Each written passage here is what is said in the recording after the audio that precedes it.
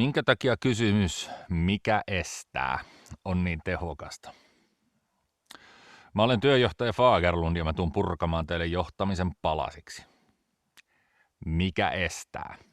Kysymys, joka tulisi kysyä aina itseltään ja muilta silloin, kun tulee tämmöisiä kehitysehdotuksia tai pitäisikö meidän toimia niin tai näin mieluummin kuin näin.